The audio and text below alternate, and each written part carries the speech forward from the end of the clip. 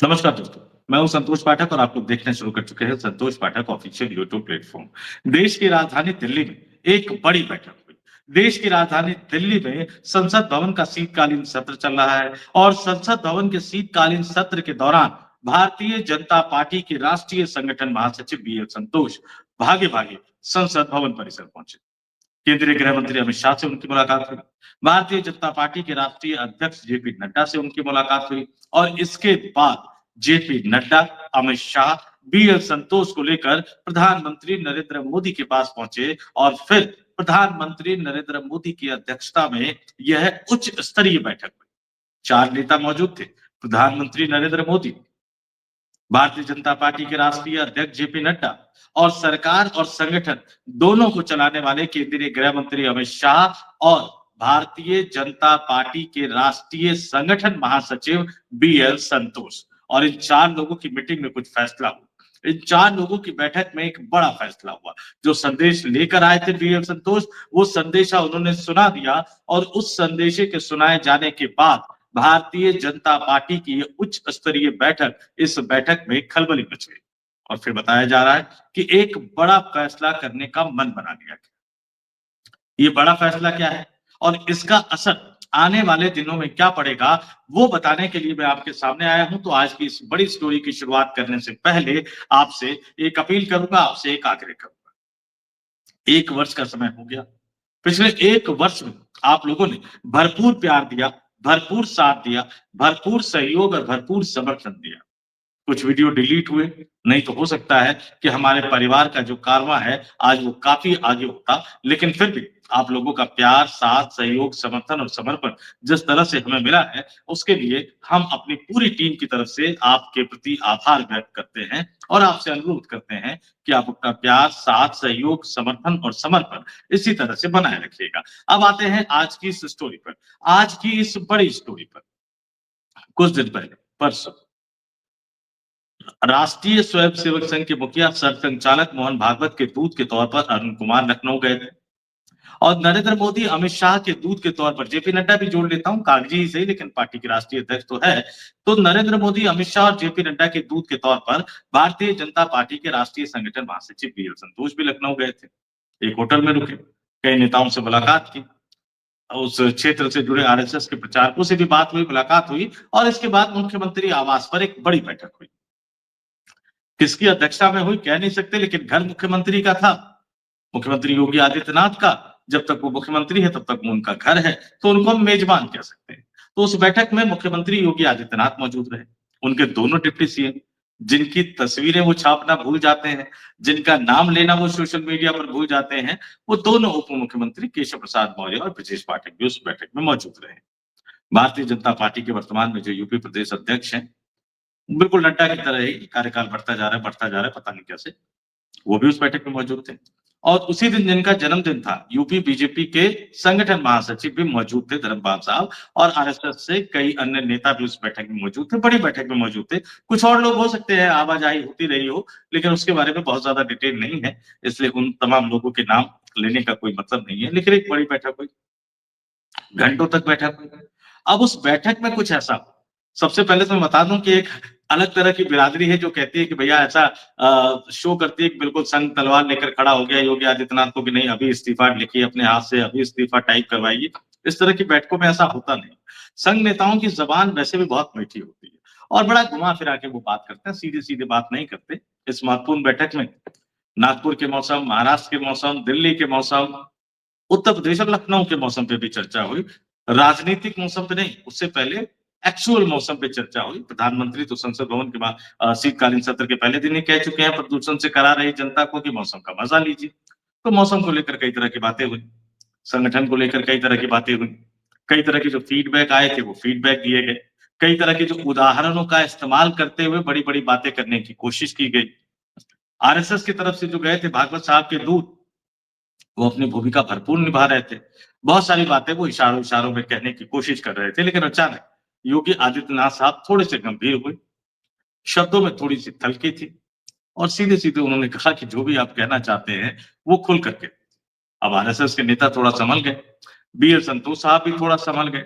उसके बाद फिर अलग-अलग तरह की बातचीत होती रही, कोऑर्डिनेशन, चुनाव, संगठन, छवि, परसेप्शन, राजनीतिक माहौल, सरकार के कामकाज करने का ढंग, सरकार के कामकाज करने का सिद्धांत, आरएसएस की पुरानी विचारधारा, गोरखनाथ मठ कैसे काम करता रहा, कैसे अयोध्या आंदोलन के साथ वो जुड़ा, किस तरह के विवाद कैसे कब कहाँ उठते गए, इन तमाम चीज़ों का थोड़ा-थोड़ा ज़िक्र करते हुए एक बार फिर से आरएसएस तमाम मुद्दों को जो आरएसएस के नेता थे, वो जलेबी की तरह घुमाते हुए फिर से अपने मुद्दे पे आ गए। इस बार मुस्कुराते हुए योगी आदित्यनाथ ने कहा कि आप जो संदेशा लेकर आए हैं, आप जो ठान कर आए हैं, वो खुलकर बता दीजिए, तभी तो मैं आपको खुलकर जवाब दे पाऊँगा। तभी तो मैं आपको खुलकर बता पाऊँगा। जहाँ तक चुनावी तैयारियों की बात है, संगठन और सरकार में तालमेल की बात है, मैं पूरी तरह से संगठन और सरकार में तालमेल की बात करने को तैयार हूँ और हम सब मिलकर चाहे वो स्थानीय निकायों के चुनाव हो या 2027 में जो विधानसभा का चुनाव है, वो लड़ने के लिए पूरी तरह से तैयार है। जीत को लेकर हम पूरी तरह से आश्वस्त हैं, लेकिन अगर कुछ और आप कहना चाहते हैं या कोई और संदेशा आप लेकर आए हैं, किन्हीं और व्यक्ति का संदेशा आप लेकर आए हैं, तो उस संदेशों को अगर आप खुलकर कह देंगे तो मेरे लिए जवाब दे पाना थोड़ा-सा आसान होगा। जब वो कह रहे थे ये बात, तो सिर्फ वो आरएसएस के नेता की तरफ ही नहीं देख रहे थे, बल्कि बीएल संतोष की तरफ से भी देख रहे थे। इशारों में कहा गया, इशारों में जवाब मिल गया। योगी आदित्यनाथ अड़ गए। योगी आदित्यनाथ की बिल्कुल ना है कि सरकार तो जैसे चल रही है वैसे वो ही चलाएँगे। संगठन को लेकर या सरकार और संगठन को तालमेल को लेकर, बेटर कोऑर्डिनेशन को लेकर अगर कुछ कहना है तो उसमें कुछ किया जा सकता है। यानी मुख्यमंत्री तो मैं ही बना रहूँगा। और जिस तरह से सरकार काम-काज कर रही है डिप्टी सीएम को लेकर थोड़ा बहुत चलिए उसमें कुछ किया जा सकता है, लेकिन फिर इनको भी तो कुछ ना कुछ आगे करना। ये एक लबो-लुआब था, एक मैसेज था कि आप मुख्यमंत्री के कार्यक्रम का बहिष्कार करते, मुख्यमंत्री के मंच पर जाने से इनकार करते, अपरिहार्य कारणों से जाने से इनकार करते और फिर लखनऊ में बैठकर आप नेताओं के साथ, विधायकों के साथ मुलाकात करते रहे। आप भारतीय जनता पार्टी के प्रदेश कार्यालय आ जाएँ और इन तमाम मुलाकातों की तस्वीरें खींची जाए और बाकायदा उसको सोशल मीडिया पर शेयर किया जाए। इसका मतलब आप अपनी ही सरकार के मुख्यमंत्री के इकबाल को कम कर रहे हैं। तो ऐसी सूरत में फिर मुझसे उपेक्षा कैसे की जा सकती है? मुझसे अपेक्षा कैसे की जा सकती है? यानी योगी आदित्यनाथ ने बिल्कुल दो टूक शब्दों में अपनी बात रख दी। ज़ाहिर-सी बात है कि हंगामा मचना था। बीएल संतोष हक्के-बक्के रह गए। वो करने कुछ और गए थे और उनको थमा कोई और टास्क दे दिया गया। यानी उनको सीधे-सीधे इशारों में बता दिया कि जहाँ से संदेशा लेकर आए हो, वहाँ तक जाकर मेरा संदेशा पहुँचा दो और फिर बीएल संतोष भागे-भागे दिल्ली आए। संसद का सत्र चल रहा है और दिल्ली आकर संसद भवन चले गए। भारतीय जनता पार्टी के राष्ट्रीय अध्यक्ष जेपी नड्डा से मुलाकात की। अब जेपी नड्डा इतने गंभीर मसलों पे तो बहुत ज़्यादा कुछ कर नहीं सकते। अमित शाह से भी मुलाकात हुई। मामला समझ में आ गया कि इस बार मामला थोड़ा-सा क्रिटिकल है और ये आर-पार की लड़ाई की तरफ ये मामला जा रहा है। तो उसके बाद ये तमाम नेता जो है, वो प्रधानमंत्री नरेंद्र मोदी से मुलाकात करने पहुँचे और इन चारों नेताओं की एक उच्च स्तरीय बैठक जो हुई, संसद भवन परिसर में हुई, जिसमें योगी आदित्यनाथ के संदेशे को साफ-साफ सामने रख दिया। अच्छा, दूसरी बात बड़ी दिलचस्प है। संघ को भी उन्होंने संदेशा दे दिया। तो भाई साहब भागवत साहब के जो दूत बनकर गए थे अरुण कुमार जी अ, वो भी मैसेज या तो उन्होंने पहुँचा दिया होगा भागवत जी तक या वो पहुँचाने वाले होंगे। अब इसका जो तुरंत असर पड़ा वो क्या पड़ा? इस चीज़ को आप समझिए, बहुत सारी जगह खबरें आ रही होंगी कि योगी आदित्यनाथ हट जाएँगे, कोई कह रहा है कि प्रदेश अध्यक्ष का फैसला हो गया है, आने वाले दिनों में ऐलान होगा। लेकिन ये तमाम चीज़ें एक दूसरे से गुत्थम-गुत्था है, आपको वो समझना चाहिए। उत्तर प्रदेश का भाजपा का प्रदेश अध्यक्ष और भारतीय जनता पार्टी का राष्ट्रीय अध्यक्ष। ये दोनों जो है वो इस बात पर तय होने हैं कि योगी आदित्यनाथ के भविष्य की राजनीति की रूपरेखा क्या होगी। तो जब तक योगी आदित्यनाथ को लेकर फाइनल फैसला नहीं होगा, तब तक भारतीय जनता पार्टी के राष्ट्रीय अध्यक्ष को लेकर भी फाइनल फैसला नहीं हो सकता और जब तक राष्ट्रीय अध्यक्ष को लेकर फाइनल फैसला नहीं होगा, तब तक यूपी बीजेपी प्रदेश अध्यक्ष को लेकर भी कोई फाइनल फैसला नहीं हो सकता। इस बात को आप समझिए। ये तीनों चीज़ें एक दूसरे से गुत्थम-गुत्था है। ये तीनों चीज़ें एक दूसरे से जुड़ी हुई है, इसलिए जो तात्कालिक असर हुआ है कि यूपी बीजेपी अध्यक्ष का मसला भी लटक गया है। हालाँकि विनोद तावड़े को लगाया गया था पहले इस मिशन में। वो तमाम चीज़ों को देख-रेख करके एक छोटी-सी रिपोर्ट बना के और उन्होंने पार्टी आलाकमान को सौंपी भी है। लेकिन जो तल्ख़ अंदाज़ में जो बैठक हुई और उस बैठक में परसों की जिस बैठक में योगी आदित्यनाथ ने 2 टूक शब्दों में कह दिया 2 टूक शब्दों में कह दिया कि अब अगर किसी को कुछ कहना है, तो वो खुल के कहे और दूसरे शब्दों में अगर मैं कहूँ, तो वो सीधे-सीधे कह रहे थे कि अगर किसी को कुछ कहना है, तो खुल के कह दे और जब वो खुल के कोई कह रहा है, तो ये भी तो बताए कि मैं क्या मुझे क्या करना चाहिए, मुझे कहाँ जाना चाहिए, मुझे क्या जिम्मेदारी दी जाएगी, मुझे क्या दायित्व दिया जाएगा, क्योंकि सेवा तो मैं भी करना चाहता हूँ। अब सेवा तो जन सेवा हर कोई करना चाहता है। अब जनता की सेवा बिना पद पर रहे तो हो नहीं सकती। अब योगी आदित्यनाथ एक सामान्य विधायक या सामान्य सांसद बनकर तो रह नहीं सकते। तो ज़ाहिर-सी बात है कि अगर आप उनसे मुख्यमंत्री का पद वापस चाहते हैं, तो आपके पास उन्हें देने के लिए क्या है? ये क्लियर कट मैसेज था। सीधा-सीधा मैसेज जो था, वो योगी आदित्यनाथ ने दे दिया। नरेंद्र मोदी अमित शाह के दूत को, बीएल संतोष साहब को और राष्ट्रीय स्वयंसेवक संघ के मुखिया सरसंघचालक मोहन भागवत के दूत अरुण कुमार। तो यूपी बीजेपी का प्रदेश अध्यक्ष का मतलब अटक गया है। राष्ट्रीय अध्यक्ष को लेकर तकरीबन बातें तय हो चुकी है। 14 जनवरी के बाद ऐलान होना था, लेकिन अब उसमें क्या अटका है, क्या नहीं अटका, वो कोशिश कर रहा हूं मैं उस खबर को पता करने की। आने वाले दिनों में मैं उस खबर को भी आपके सामने रखूंगा।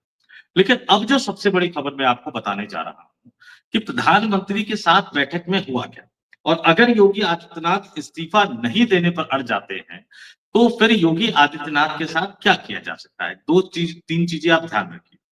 जब उमा भारती बनी थी मध्य प्रदेश के मुख्यमंत्री, और तिरंगा यात्रा एक रैली में शायद कर्नाटक का कोई मामला था जिसके बाद उन्हें इस्तीफा देना पड़ा, और फिर किस तरह से नए मुख्यमंत्री का चयन विधायक दल की बैठक में दरवाजे को अंदर से बंद करवा के करवाना पड़ा, किस तरह से उमा भारती भड़क गई, अपना एक नया राजनीतिक दल बनाया। फिर उत्तर प्रदेश का ही पुराना वाकया अगर याद कर ले कि मायावती के साथ 6-6 महीने का जो कॉन्ट्रैक्ट था वो हुआ, उसके बाद मायावती मुख्यमंत्री रही, फिर कल्याण सिंह बने, मायावती ने समर्थन वापस दिया, फिर किस तरह से कांग्रेस पार्टी, बीएसपी तमाम दलों को तोड़कर मंत्री का एक रिकॉर्ड बनाकर कल्याण सिंह मुख्यमंत्री बने। बाद में जब हटने की बारी आई तो फिर किस तरह से राम प्रकाश गुप्ता बने, किस तरह से राजनाथ सिंह बने, ये तमाम किस्सा हम सबको मालूम है। और आजकल के दौर में तो चाहे वो गुजरात की बात हो, चाहे वो मध्य प्रदेश की बात हो, चाहे वो राजस्थान की बात हो, चाहे वो छत्तीसगढ़ की बात हो, कैसे अचानक बड़े से बड़े नेता को किनारे करके किसी एक नए नेता को, पिछली पंक्ति पर बैठने वाले नेता को मुख्यमंत्री की कमान सौंप दी जाती है, ये हम सबको पता है। लेकिन योगी आदित्य, और ये भी पता है कि बीजेपी छोड़कर जो नेता गए वो बहुत दिनों तक टिक नहीं पाए।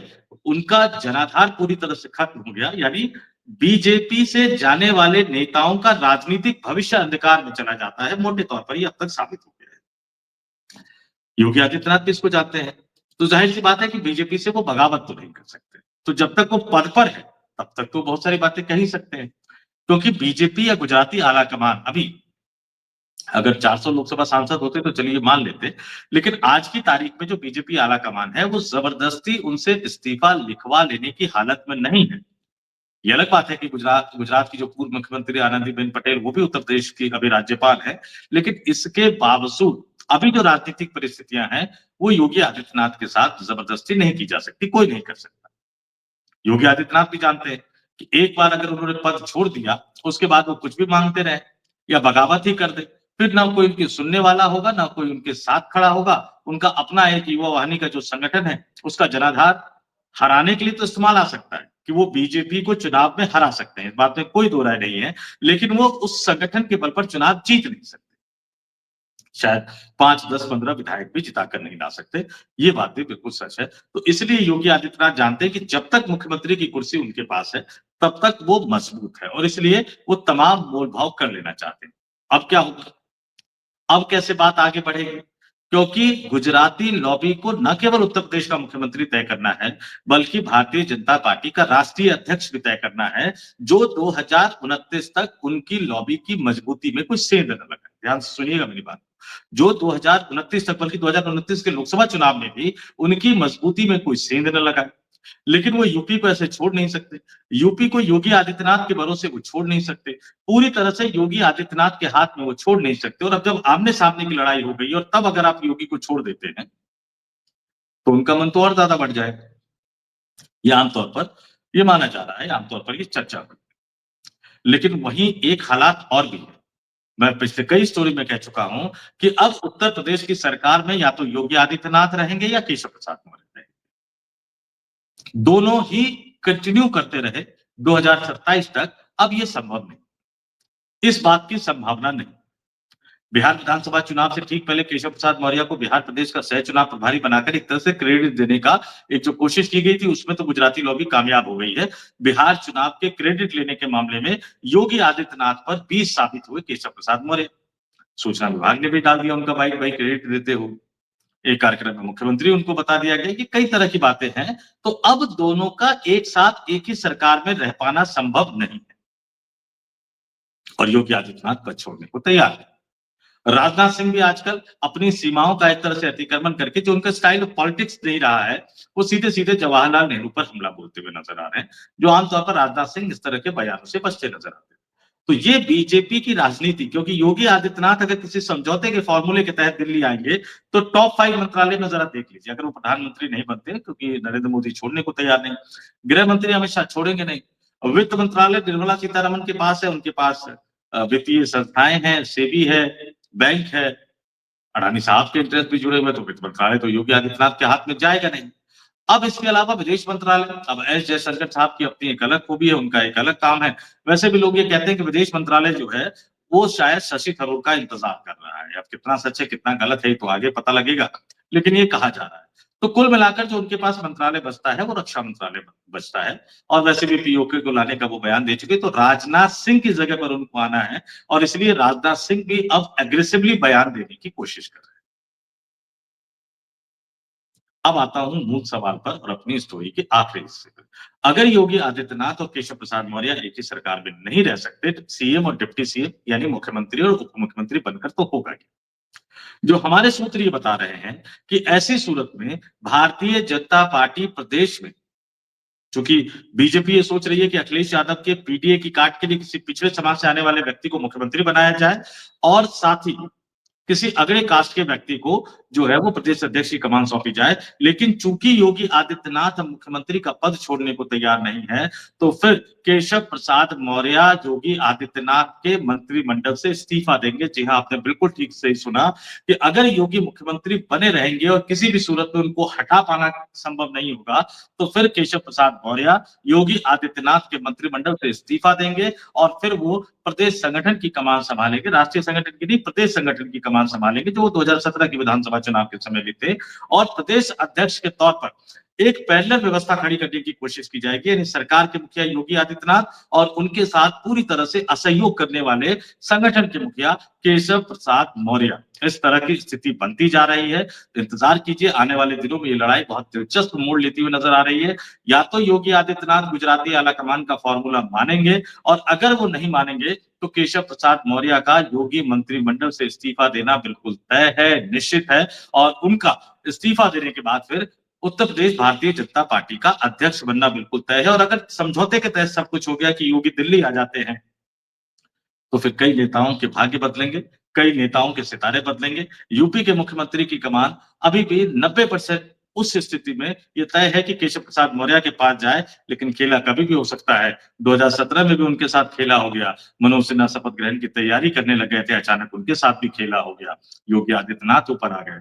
तो ये भारतीय जनता पार्टी की राजनीति है और 240 का लोकसभा में जो सांसदों का गणित है, वो कईयों की नींद उड़ाता रहता है। तो इंतजार करते हैं कि यूपी बीजेपी में शुरू हुआ ये बवाल, योगी आदित्यनाथ की दो टूक और बीएल संतोष का लखनऊ से संदेशा लेकर सीधे प्रधानमंत्री के दरबार में पहुंचना, इसके बाद कौन-कौन सी नई राजनीतिक हलचलें शुरू होती है। तो इस वीडियो में इतना ही। मुझे यानी संतोष पाठक को दीजिए इजाजत। आप तमाम लोग देखते रहिए संतोष पाठक ऑफिशियल यूट्यूब प्लेटफॉर्म। बहुत-बहुत धन्यवाद, आभार, नमस्कार।